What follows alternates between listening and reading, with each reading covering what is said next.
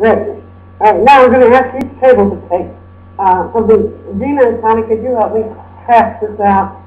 I'd like to have this group over here take language arts. How could you use these elastics to teach some concepts in language arts? Back there, how could you teach geography with the use of the elastics? Dick, in your group, how could you teach the history of America, or America getting freed from the British, the American independence? And this group over here, how could you use the elastic to teach math, or geometry, say, or algebra?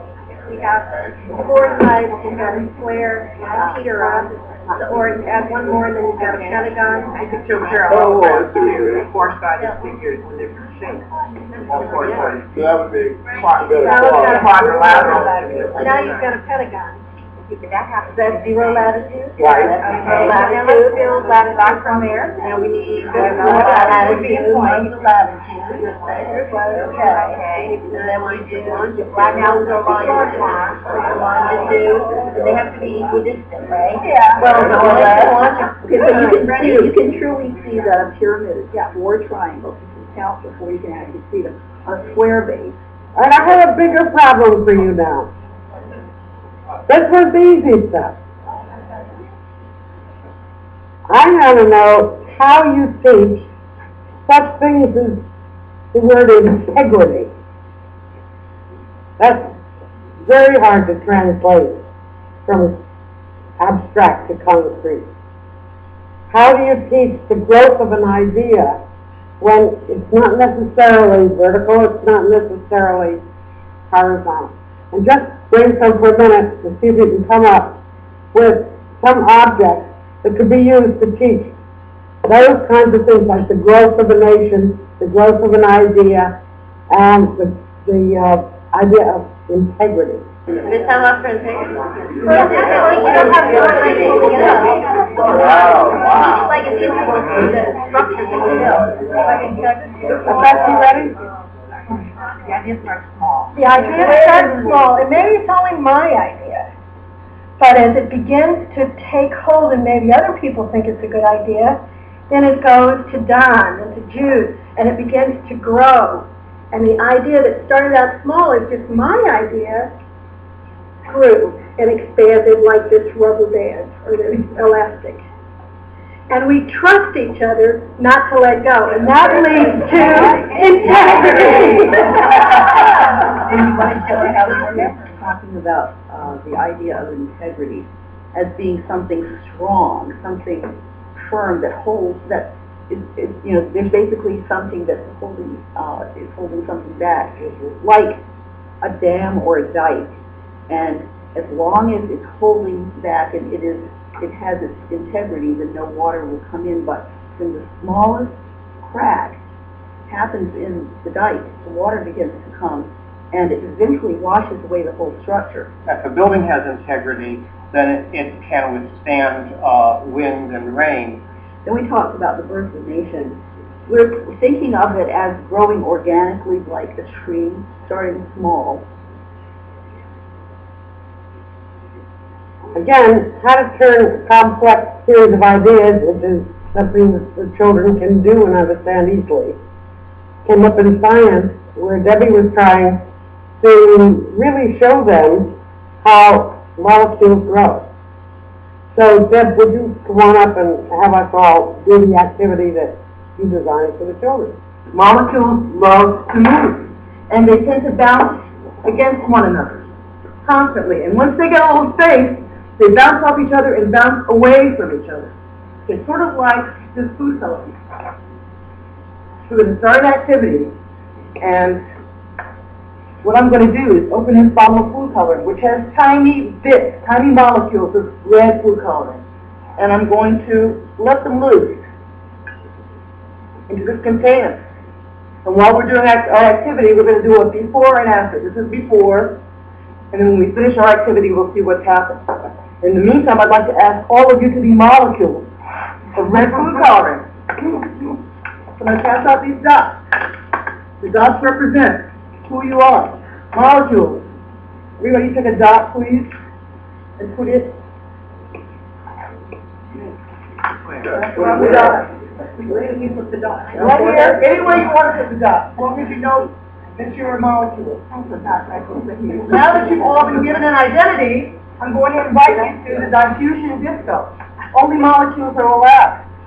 Okay, so let's pretend that the center space here is our disco. Like most discos, I'm from the 60s and the 70s era, so most discos were pretty cramped. Okay, you didn't have a lot of space to move around in, but the music was very lively and good. So I'm going to ask all of you, molecules, to join me in the molecule, the diffusion disco in the center of the room, and I'm going to start the music. And what I want to get you to do, when I start the music, I want you to dance around very energetically.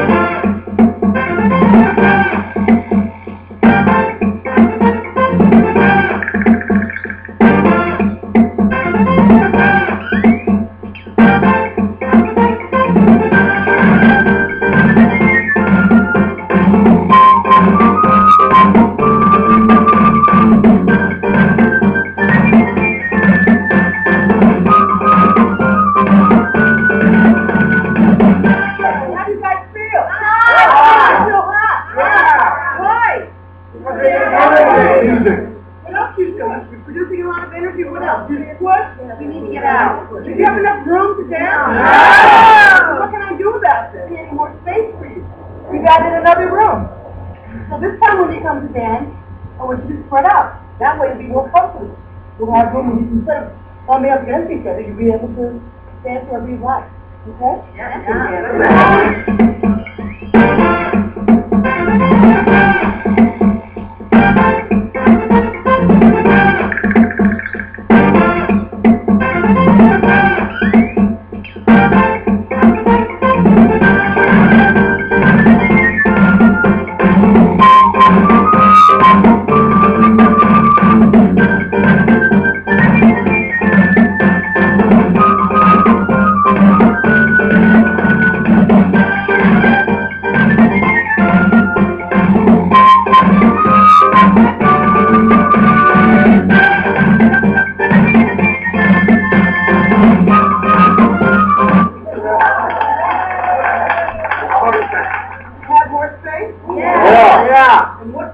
When I opened up the extra wall so that you could get out, what feeling did you have? What urge did you have? You wanted to spread out, right? That's what happens to molecules. When they're given a chance to spread out, they do. And they're in constant motion. And just take a look at what's happened to the drops of food coloring that I put in before we started the activity. What's happened? They're spread out, right? Just like you guys did. Okay, so this is how diffusion works. We had a group of kids that just could not learn that Columbus discovered America and why Columbus discovered America. And in fact, today it's even debatable whether Columbus did discover America. But what happened is they couldn't get beyond, there was this man that came from Portugal, and he was on a boat and he came to America, and that's how we began. And finally the teacher, out of frustration, came in one day with boiled spaghetti. And she said, I want you to have some. And they went, no. She said, why not? It's very good. Spaghetti. No. Why not? I don't know. Why not? What's it missing? Spices. Spices. That's why Columbus discovered America. So the next time, we're in the room, why did Columbus discover America? And they said, spaghetti! But they got from spaghetti to spices.